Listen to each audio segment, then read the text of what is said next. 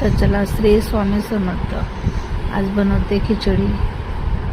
दिवसभरमध्ये काय केलं आहे दाखवते. चला पुढे जाऊ.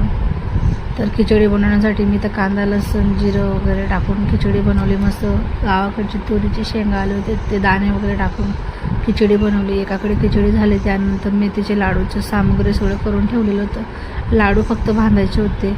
त्यासाठी बघा हे दोघं भाऊ बहिणी बघा कशी बसले मस्त छानपैकी. तर लाडूचं असं मोडून घेते आणि सगळं असं छोटे छोटे प्रकाराचे सगळे असे लाडू बनवून घेते. हे ऑर्डरचे लाडू आहेत माझे. 4 किलो ऑर्डरचे लाडू आहेत हे. तर मी लाडू वगैरेची ऑर्डर पण घेते. जर कोणाला पाहिजे असलं तर नक्की सांगा.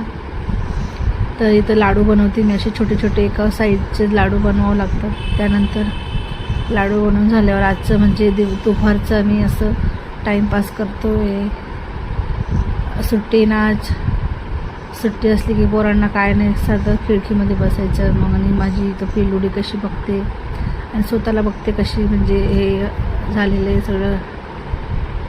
तर त्यानंतर संध्याकाळच्या रुटीनमध्ये मला करायचं होतं आज हेअरफॉलचं ऑइल.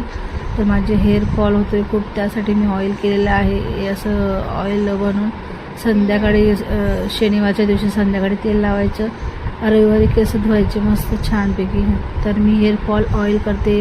200 ml ची बाटली घेतली मी तर तेलाची. त्यानंतर मी कढीपत्ता घेतलेला आहे, लवंग घेतलेली आहे, मी लवंग घेतलेले आहे, मेथी दाणा घेतलेला आहे, कलोंजी घेतलेली आहे. असं सगळं हे गरम करून गाळून हप्त्यामध्ये आठवड्यामध्ये 2 दिवस लावते मी हे तेल. मग त्याच्याने अतिशय छान असं मस्त रिझल्ट येतो. माझे हेअरफॉल झालेलं व्हायचं पण थांबलेलं आहे. कांदा वगैरे माझे हेअरफॉल व्हायचं थांबलेलं आहे. चला भेटूया नेक्स्ट ब्लॉगला.